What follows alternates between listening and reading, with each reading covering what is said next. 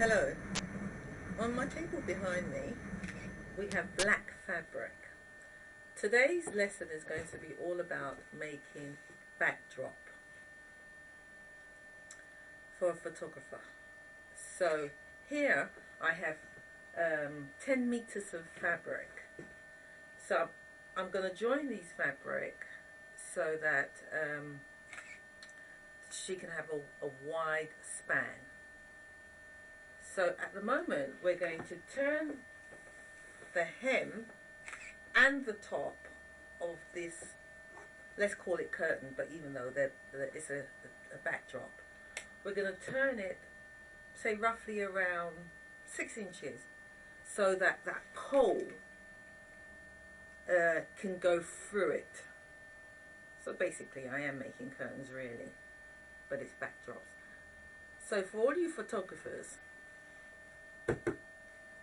you can get this fabric quite cheap. Backdrop could be quite expensive at times.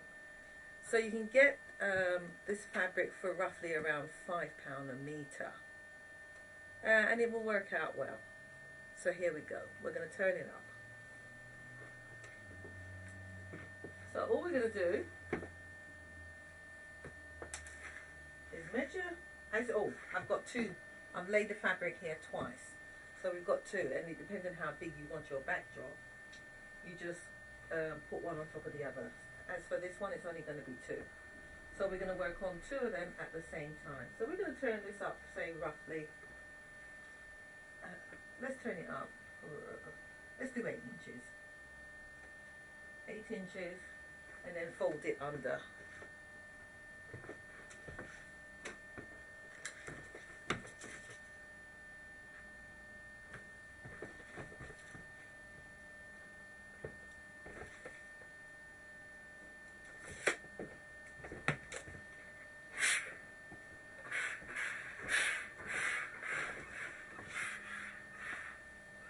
Because really, quite honestly, it's got a lot of weight to hold, especially with people stepping on it as well. You know. So we've turned it up 8 inches, and then we're going to fold it again. We're going to fold it again, and we're going to turn it another 4 inches. So in the end, we've got that much turn up. That's adequate space for the pole to go through. So simple. Now you've seen me do this on curtains and voile. It's the same thing. So now we're going to separate each one of them, and then we're going to pin them down ready for sewing.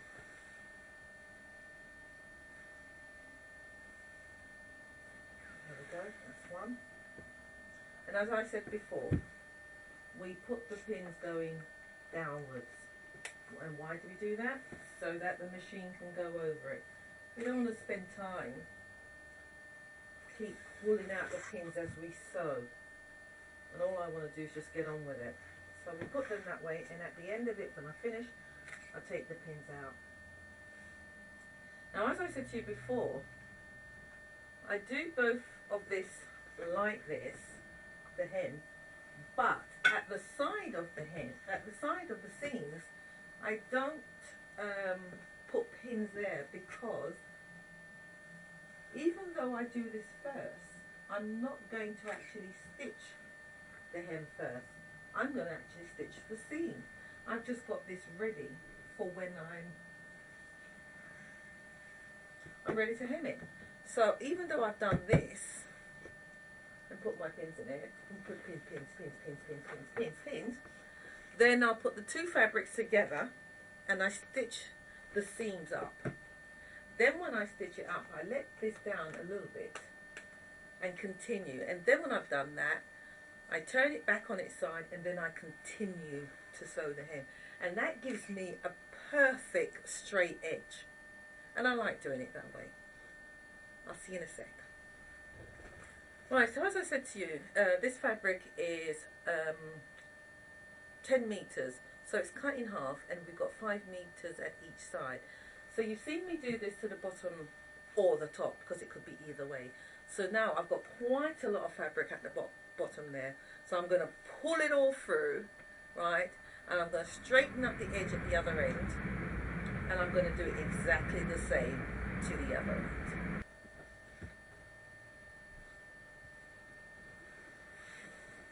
Put this here. Right. It's a holy goodness thing. Doesn't really need to be perfect.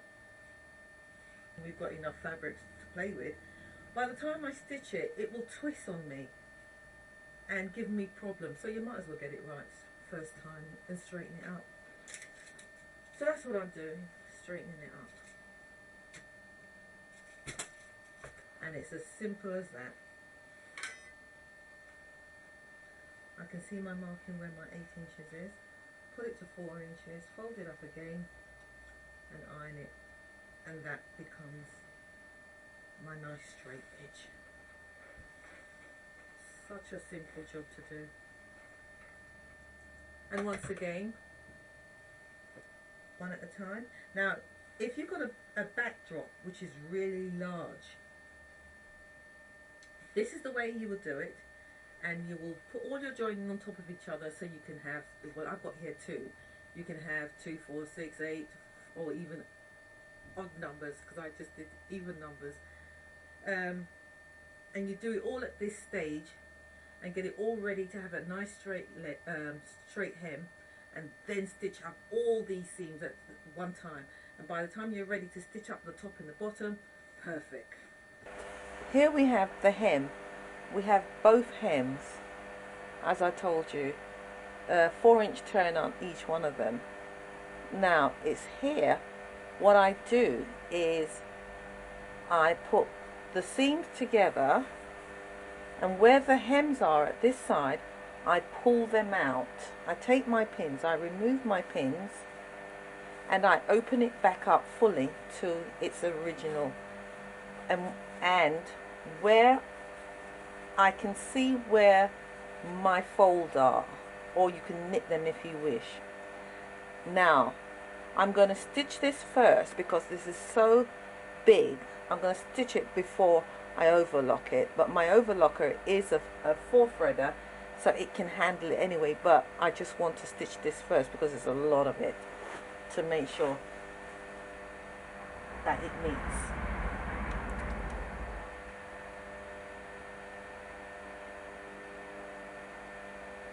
So I've got quite a lot of stitching a long stitching to do.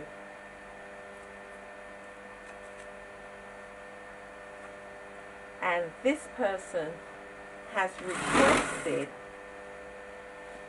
that we sew this with the right side on the wrong side, because the right side has got a shine to it, and because it's going to be a backdrop when they're filming or taking photography, they don't want to shine reflected. There is that 4-inch hem, that 2-inch and 8 inches, then 4 inches the ending. This is the ending. So here now we're going to hem the side seam, but what I'm going to do is, here's just to show you, there's the crease there. Now I'm going to open this up and I'm going to continue sewing the side seam down, and I'm going to sew it in, say, just less than ½ an inch, all the way down the side.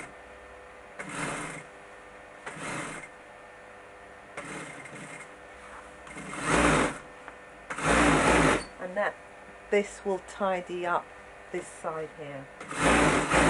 You do this on both sides to give it.